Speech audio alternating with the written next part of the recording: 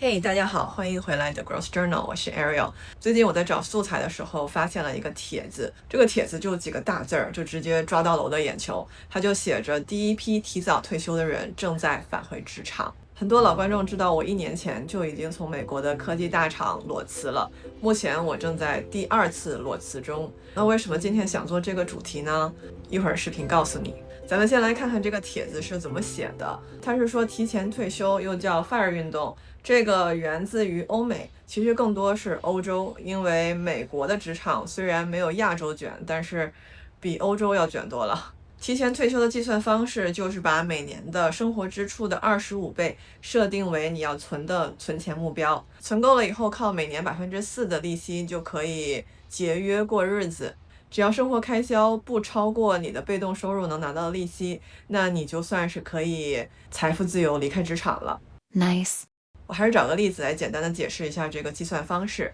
我人是住在美国硅谷，所以我就插入一个非常 typical 美国硅谷的早退休例子。比如说每个月要花1万美元，那个在硅谷很正常了，已经不算高了。那先算支出，每个月1万就是每年12万，这个就是你的开销。12万乘以25就是300万，这就是你需要存的钱。如果你存到了300万，然后再拿每年4%的投资收益来生活，那这样子就可以 cover 每年12万的支出。但是300万也是一笔不小的数目。FIRE movement 早退休这个 concept 最近在亚洲国家也非常的疯狂 ，which makes sense。有哪儿能卷过亚洲的工作文化更累呢？人性本身是不想卷的，我认为人活一辈子也不是为了努力工作才活着的。可能大家也是职场卷得太累了，所以 FIRE movement 也吸引了很多年轻人，甚至是有一些 prematurely 就想要早退休，就是存款并没有那么多，然后想要做零 FIRE， 就是穷早退休的一个方式。这个方式就是减少开销，比如说不出去吃饭，不化妆，不买衣服，不容易喝咖啡，这样子过日子，你一段时间下来，其实是发现 it's really not very sustainable， 会很苦。还有就是那些人生中不可控的因素，有时候会超过我们的预期。比如一个帖子说，有一对上海的丁克夫妻，他们存款300万，他们没有房贷，没有车贷，本来以为没有什么负担就可以提前退休了，结果apparently 好像中国出了一个延迟退休的 policy， 所以本来要交15年的社保，现在要交满20年，就得想办法 maybe 回去找个工作什么的来 cover 这个计划之外的支出。类似的变故其实还有很多啦，比如说万一得了什么重病需要长期护理，那个不管在什么国家，尤其是美国，会是一个 unaffordable 的天价。现在美国的 Fed claim 通胀是每年2%到3%，but it feels like 每年其实是8%左右的通货膨胀，所以就以投资回报4%来计算 cover 你的生活开销，可能就 not very sustainable。读了这个帖子，还有我家里最近生活中发生的一些事情，让我开始重新反思或者 trigger 这个想法。老观众也知道，我们家有3只老狗，有2个老狗最近2个月接二连三的生病，每次去看一下到底生了什么病，就得有最起码$1000美元的预算。这个只是包括简单的看病、验血、验尿，还有 X 光。有很多时候这一系列做下来也还是不知道到底问题是什么，之后还要去 specialist 再做进一步的检查，那又是 additional cost。 如果需要手术的话，最近我们家老大 Bobby 他切了一个眼睛底下的肿瘤，那个就要3000多块。然后我们家老三团团得了那个椎间盘突出压迫神经，那个又需要 MRI， 如果要动手术的话是3万美元起。我们现在没有去做手术，我们选择在家做 conservative medical management， 就是在家躺着 basically 躺着吃止痛药，吃 anti-inflammatory 药，然后这样躺个1个多月估计就能恢复了，因为他的 case 不是非常的 severe。但是有一些狗狗或者是人其实都可以得这个病，就是非常严重的压迫神经的时候是会需要急需要手术的，那个时候就需要 go through emergency， 然后去手术，那就狗狗的话3万美元都不一定能够扛得下来。这一群的狗狗医疗支出我是付得起，但是还是会有一些心理压力吧。我总是觉得还有好多钱需要花。1年前我裸辞的时候，真的觉得钱差不多了，靠投资收益和未来搬离湾区，搬去亚洲一些比较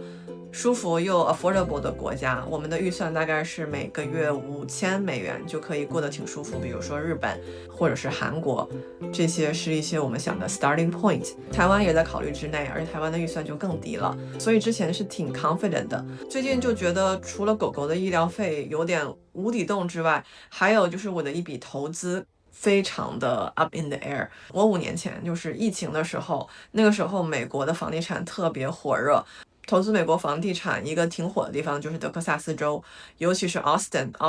当时就是很多人不是 work from home 嘛，大家就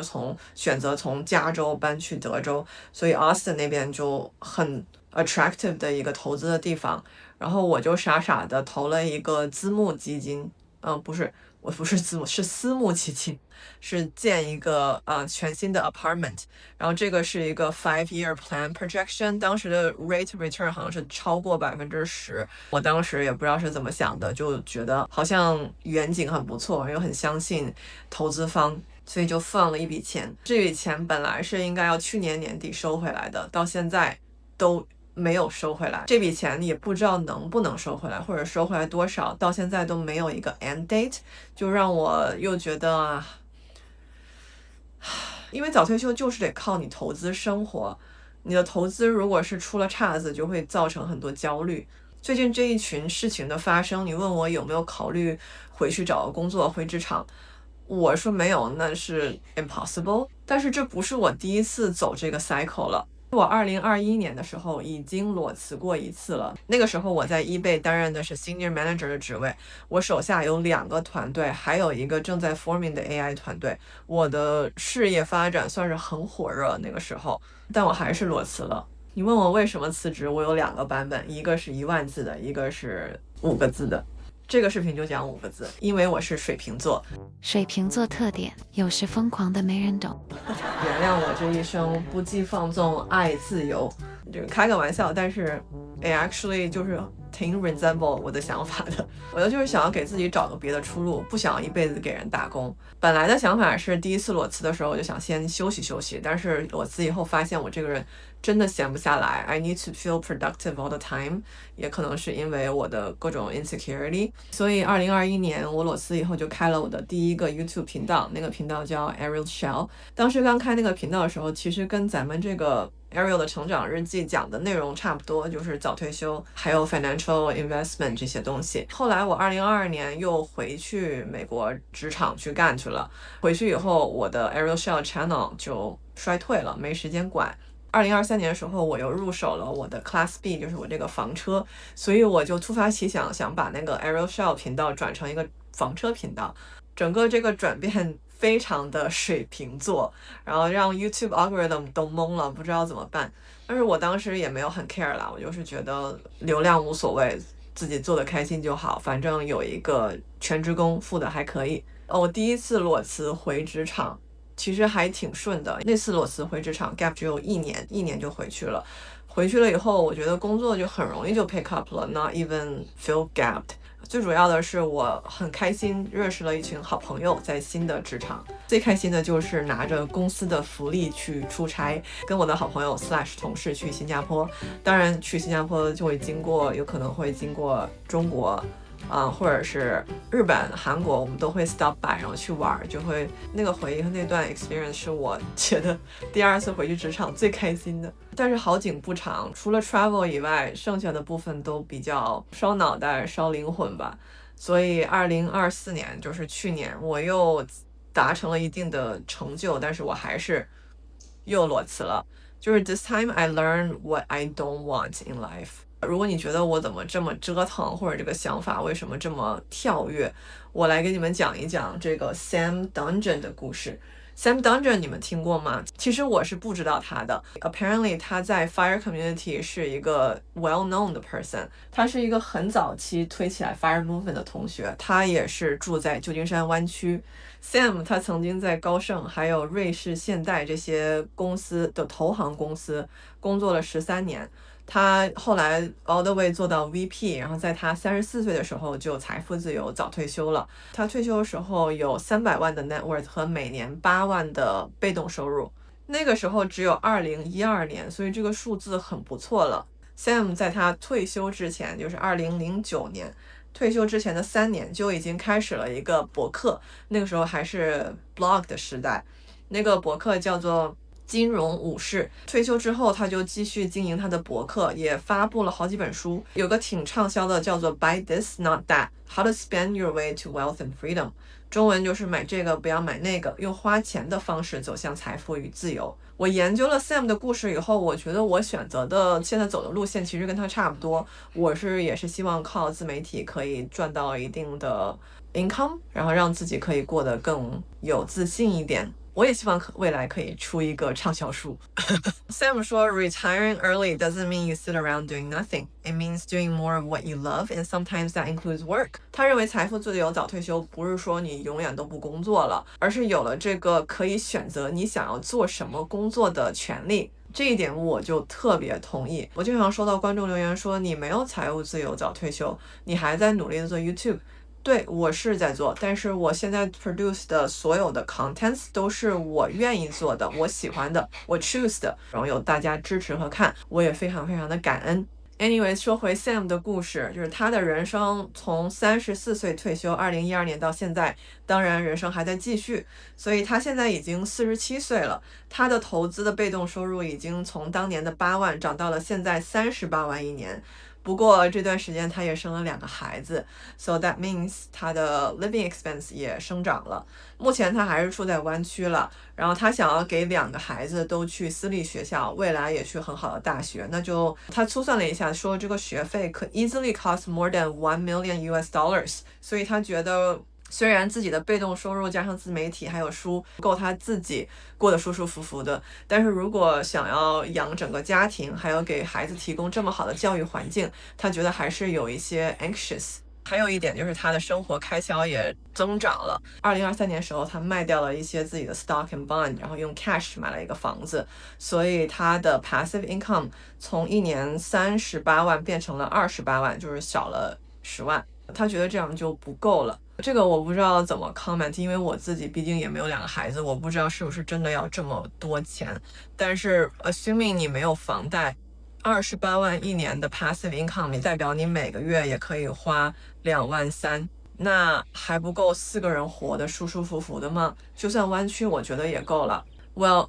但是也有可能他每个月想要剩一些钱，然后再去做更多的投资，这样子可以 increase 他的 net worth 和 portfolio。That's very possible. So here comes the turn of the story. 他就是跟很多早退休的同学一样，觉得这个钱不太够，不太安稳，所以又想回职场去找工作。他的那个 blog 现在应该还在经营，他有很多很多读者。他有一个读者给他介绍了一个 fintech 湾区 startup 的工作，他们聊下来觉得一切都很理想。他的工作内容是写作，如何可以帮夫妻积累财富，早日退休 ，which is a line into 他本来的 blog 也是。就是教大家怎么财富自由早退休。他谈下来这份工作是薪水6位数，每个周只用工作20个小时，听起来是个非常 sweet deal。他2023年11月就开始了这份工作，但是延续不到5个月他就辞职了。他说辞职的原因是他觉得这个工作不符合他的现人生阶段，也不符合他的财务目标。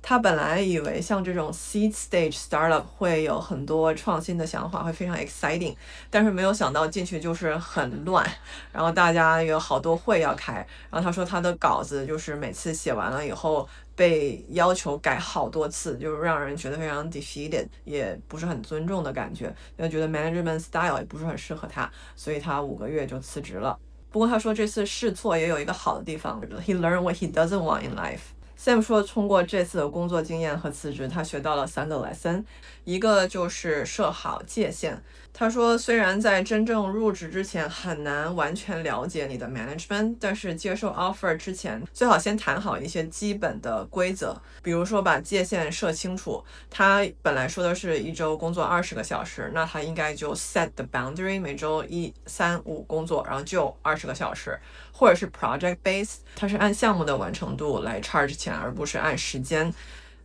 但是它是 salary，如果是 salary 就很难设这个时间的界限，尤其是你的同事都是 full time， 人家周一到周五都在工作，最起码40个小时一周，你在那边只工作20个小时，还 set 那么 tight 的 boundary， 就很难 fit in， 很有 peer pressure。但是 project base 的话，说不定还是可以设好这个界限的。第二个他 learn 的 lesson 就是不想再 join 这个 seed stage 的 startup， 因为太乱了，大家都很急 ，everything is moving fast and changes direction so much every single day， 就让人觉得很 chaotic。他在这边还在反思说，他觉得听到很多读者是 work for like the big corporate， 然后一周只工作20到30个小时就可以拿到 six-figure income， 觉得他还挺羡慕的。但是这边我也想说，以前可能有，但是最近这几年就是有 lay off 这么多 ，AI 又在抢工作，我觉得像他说的这种20个、30个小时一周，然后过得很爽的这种大厂，很 cushion 的这种工作，也是现在也很难了。第三个 lesson， 他要把孩子放在第一位。他本来以为找一个高薪的工作就算是对得起家人了，但是现在他觉得其实不是钱 that's the most important， 他想要反而做一些就是 educational 的工作，可以帮助他的孩子成长。我觉得这些经历都是挺好的，就是你可以不断的试错，然后你可以 learn at least what you don't want， 这些都是很 valuable 的 experience。虽然提前退休是所有打工人的梦想，但是其实实行起来难度还是有一定高的。FIRE 它不只是关注这个财务情况，还有身体素质、心理健康、对未来的预判等等。For my case， 只要我的投资还是可以达到我之前计算的 return， 然后我的自媒体可以做起来 ，hopefully 可以每个月收入2-3千美元，应该就 set 了，应该不需要再回去打工了。That's assuming everything else goes well。还有我的狗狗，不确定因素实在是太多了，所以只能走一天是一天吧。如果你 watch all the way here， consider subscribing to the channel， 记得给我一个 like 和 comments， 谢谢你的支持，我们下个视频见，拜拜。